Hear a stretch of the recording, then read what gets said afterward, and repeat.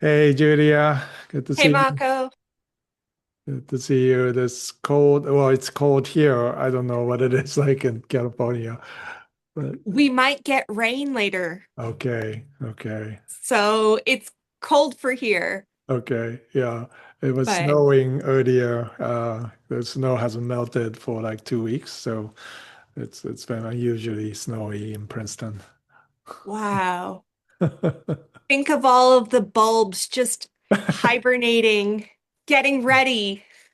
Seriously, I was thinking about them. I was like, how do they, survive? And then it turns out like the ground keeps its warmth underneath the snow, and but it looks pretty bleak. So I will be happy to see the snowdrops and crocuses come out first. And yeah, looking forward to the spring. Yeah, maybe in 6 weeks.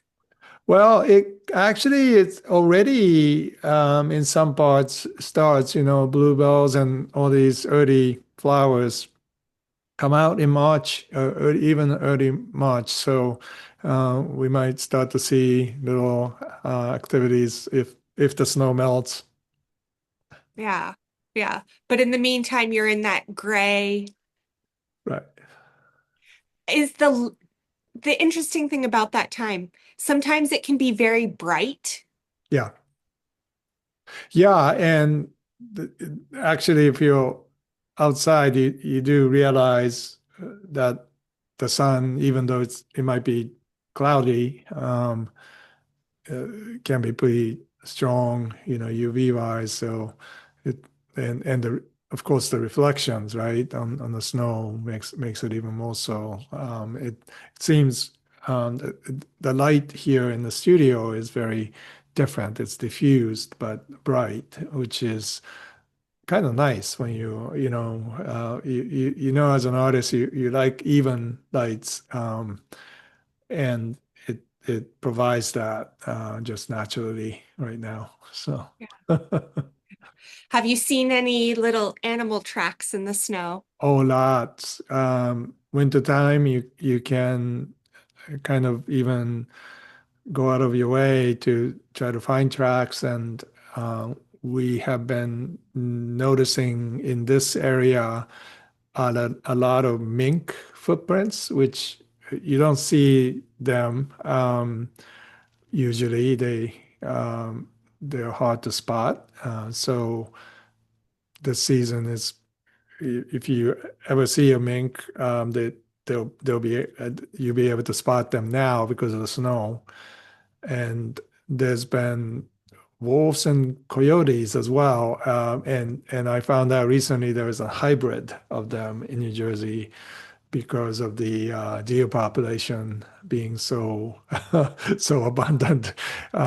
They have come down south, and I haven't noticed any footprints of them here at the farm, but my neighbors tell me they're around. So Wow. I know. Be on the lookout. That's right. Yeah.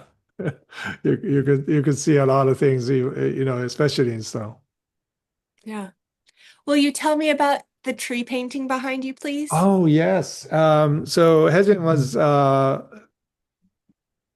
noting this. It's it started out as one tree and then now it's two trees. And she asked me about two trees because I had done a commission for New Zealand, of all places, of this two tree based on Zachariah's vision of New Jerusalem. And so this kind of is a painting that I have been doing for last 3 years. It just off and on. I will put it out, and um, eventually I came to a point where I felt, oh, this what sometimes it takes a while to for the painting to assert itself, and I realized, oh, this painting needs to be a painting for all seasons, so it can look like winter, spring, summer, fall, what would it look like, you know? And so I think I'm finished with it, but I'm enjoying looking at it. It takes a while to settle for the Yeah. painting to settle. So Yeah. In another year or two, you might think it's finished. yeah, I know. And we are talking to a gallery nearby. It's a local gallery that we love, and they want to do a little show surrounding my book. So we may put it in there. But it's yeah, it's one of those things where um, you do art not for a specific reason or purpose of doing an exhibit, and it seems to have the freedom to assert itself that way. And so I love waiting for painting to reveal itself and tell me what it wants to become. And this season of waiting, as you noted, for the spring to come, I was thinking about what kind of image anticipates the future, and can it be as potent when the reality of it is hidden in some way, or translated in some um, broader way than this actual specific depiction. Mhm. And um, I was just speaking about Vincent van Gogh's Starry Night and how that's like a inner scape. It was done in a siren where he was, it wasn't a view outside of his window, but he was depicting kind of like a night of his soul, right? And the stars coming out, and so it could be any season in that sense. So those are some of the things I've been pondering here in the studio. Yeah. And what does it mean to make work that speaks to ideas of hope in these times? Yeah, yeah, definitely. And we all know the fractures of our culture, and um, you know, uh, just feeling so sometimes hopeless about whatever the political situation is. Um, and yet, when Christians pray for discernment, and when we pray the Lord's Prayer, may your kingdom come, we're asking heaven to invade the earth, right? That's literally what we're praying for, and we're praying for revealment. We're actually praying for apocalypse in the old sense, which is not this left behind apocalypse, but it is the revealing of true things that are perhaps hidden in the world. And so recent events have been for us something of a revealment. It's God is answering our prayers in that sense. And so when things are hidden and when you are waiting for the spring to come, for the light to come, um, we often don't think about the the devastating reality to be part of the answer to prayer, right? An artist's job, I think, is to be able to discern and trace that, and to create something that anticipates without reducing the complex, even realities of painful realities, right? Without making it go away, in a saccharine, sentimental way, but to face that reality and to be able to say something that anticipates the future hope. And because any act of art is, creating that reality, which um, we, we don't yet see, right? So it's invisible becoming visible. Um, and so that is very true about what um, daily act of faithful making is to uh, release that in the world, to be able to intuit and release that into the world. Yeah. And the future that you're speaking of is a future of freedom for all and resources for all The and abundance, yeah. not an abundance and not the cataclysmic tumult that so many are in the That's midst of right. right now. Yeah, and we in our circles, we hear a lot of people talk about the end times, right? That's kind of the language that Christians use, and the Bible is not so much interested in the end times. In fact, it's not interested in that at all.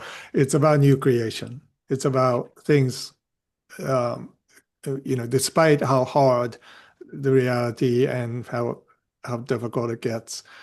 Um, it's always talking about the future in a way that is what is revealed is truth and is goodness and is beauty, it's abundance, it's creation, that has been restored to be able to in a metaphorical or maybe figurative sense, to see nature so alive that the trees are dancing. That's the what the psalmists sing about. And yet there's a bifurcation of reality of darkness and reality of sinfulness that we bring into the world. But at the same time, the story is never over until that world which God has always intended is brought about um, through us. That's the thing. We have to continue to create because Yeah.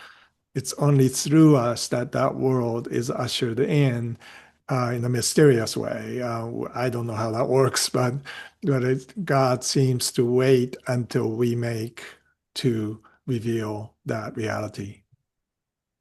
Yeah. Yeah. And it's the making, it's the generative action Hmm. that is heaven on earth. Yeah, so it's not so much that we go to heaven. The way that we talk about our souls have been uh, have been very Greek. We kind of split, in Neoplatonic sense, body and soul, and we have designated Christianity to be the soul part. Mm, And we forget that the body part is just as valid for God to work through. And actually, there's no separation in the Bible. Body and soul are together. It's the word is, psyche, but it's together in this mindset, right, of presence that we get to invoke. And we are the temple, in Christ, we're a new creation, Paul says. And so, therefore, we have created a tabernacle in ourselves to welcome God. So, heaven comes to us. And our art is definitely connected to that. The mhm. reality of creating a tabernacle, Moses' tabernacle, to Solomon's temple, to now we are the the body of Christ is the tabernacle, right? Anybody who is in Christ is a new creation, and so that means if you think of anything close to the reality of the divine, or however you want to call that, transcendence, you know, reality of even future hope. Mm. We're talking about this terrific reality of our imagination being baptized or imagination being sanctified to be able to see something that is real but not yet, you know. Mhm. Mhm. And so I feel like we don't talk about this in education. You know, we don't teach our children, you know, your imagination matter, what you dream about matter, um, and what you're afraid of, what you create out of your fear, it can become a reality too, you know, and literature, arts, all the history of humankind have always wrestled with that, especially in very bleak, dark times. You know, artists created something impossibly beautiful and impossibly big. Sometimes, you know, they get bigger and bigger as the world gets darker and darker. And so that, you know, we need, I think we need to talk about that more, not just in the church, but in the world, to release that reality in us, especially community. We can create. Well, that's what I suppose culture care can be, is to create a environment of encouragement and hope. Um, you know, to push back against the darkness in that sense. And to be able to encourage each other to push on, especially when times are dark. Yeah, yeah. A thought experiment I did with my book discussion group a couple weeks ago, because we do have this lack of imagination in contemporary culture. Hmm. We'd been discussing many things, and I was like, but what else can we imagine Hmm. about the future? Yeah. And one of the things that the group came up with was a stock market that operated on acts of kindness. Wow. That's what bumped up stocks. Wow. That acted on humans understanding the context of another. Yeah. That raised the stock. Hmm. Hmm. And Hmm. so how does that then change your perception of every interaction you have? Yeah. Yeah. Right? But it's so important to have critical, not negatively critical, but thoughtful, Yeah. imaginative conversation with others, Hmm. because we are getting locked into these are the facts and they are bleak. Right. And how are we cultivating analogic imagination? Yeah. You know, Yeah. how are Yeah. we pursuing hopeful thought Yeah. beyond what we Yeah. see? Yeah. So Going what to, can you imagine? yeah, uh, define analogic imagination. I'm actually reading a book What are called you that. reading? I forget the author's name. My rector recommended it, so we started to read it. It's called The Analogic Imagination. I just Is it started it. David Tracy? Yeah, yeah, I think so. I just learned this concept recently and I Okay. haven't read the book yet. It's on Okay. my list now. So, But now that you've started reading it, how would you define it? well, I'm in its first chapter. What I'm fascinated by this book, there's a Catholic theologian in Chicago who wrote about imagination. And Yeah, there's so few books on imagination. And you wonder exactly. why. I know Leonard Sweet, the theologian, has just finished the book on imagination of Jesus. So I got to read that, and I was just astounded by it. Really, it's so obvious. The New Testament is full of examples of Jesus' imagination being manifested, whether it be his parables or healing acts or everything is Jesus' imagination. That's what faith is, right? Is to we can distrust our own imagination, certainly, because we're fallen, but we can 100% trust Jesus' imagination.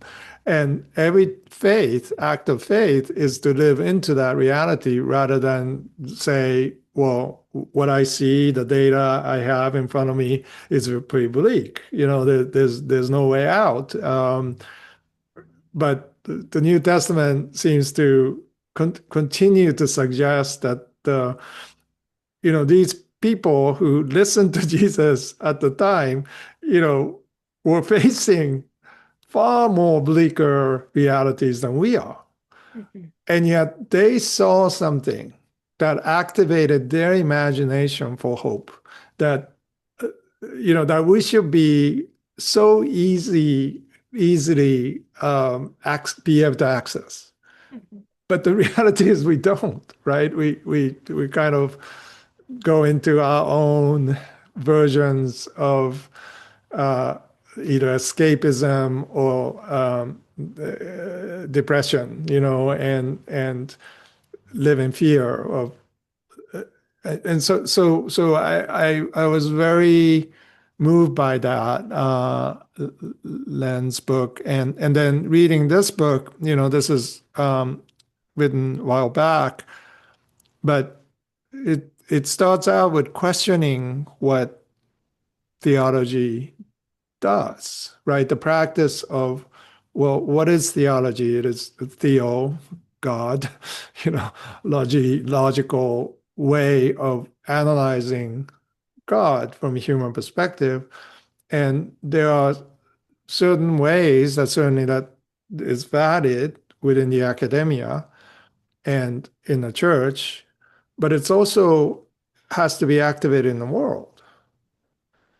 So what is the imagination of the church or imagination of each of us artists have to do with reality that is increasingly revealing itself in the world?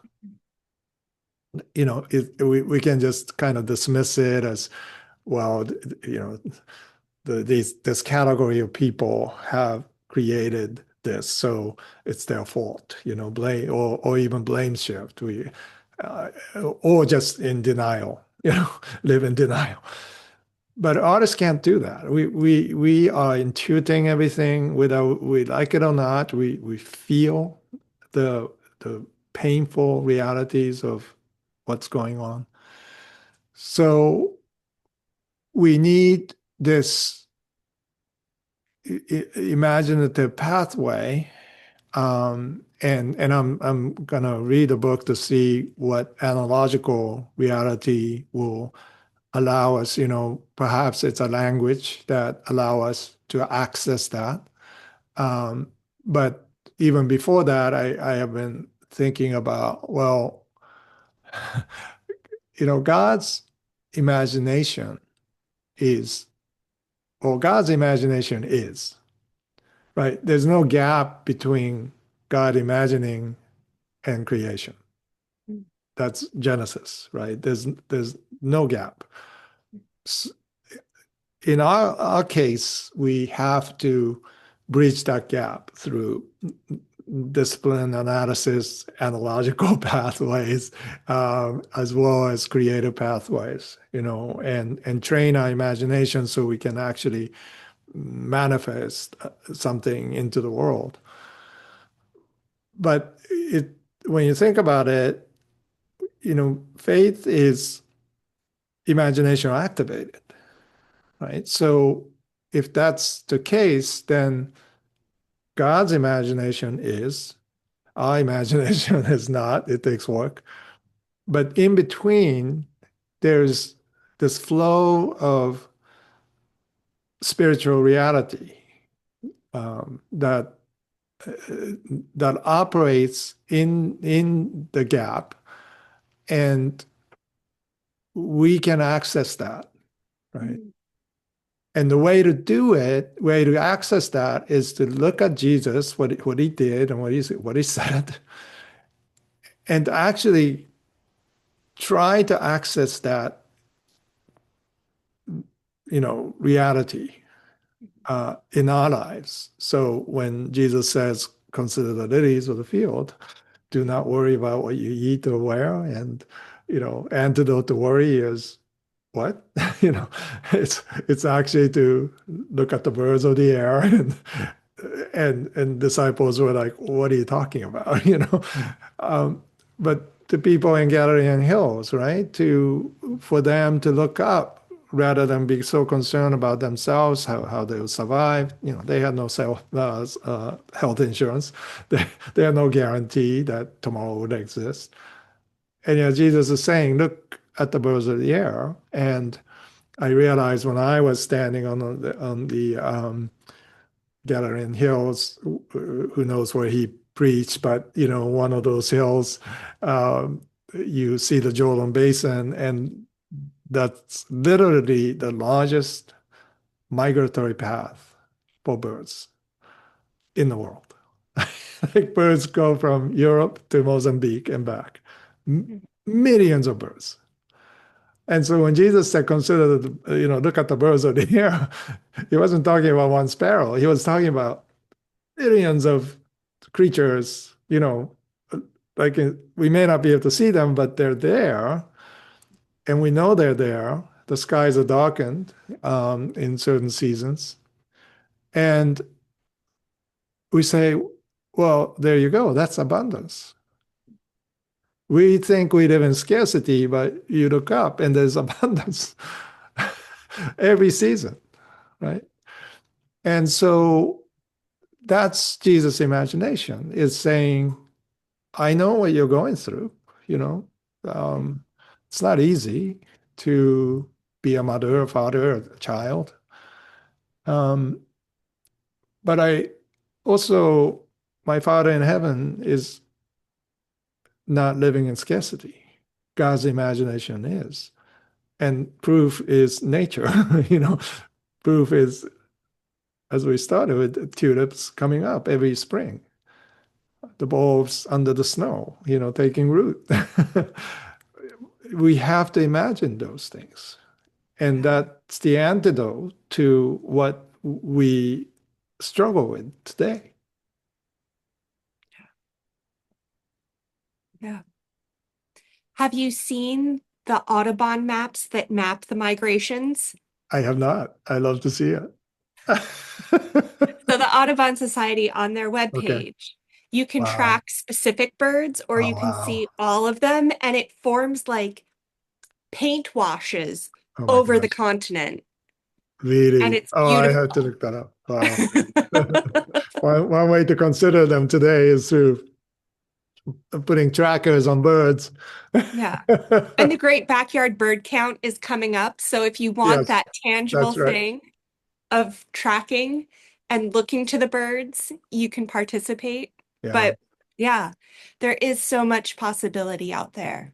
It's unbelievable. I think those are maybe part of the challenges, caused by our days, is resulting in people going back to nature, with Mm. technology, and we're able to see things.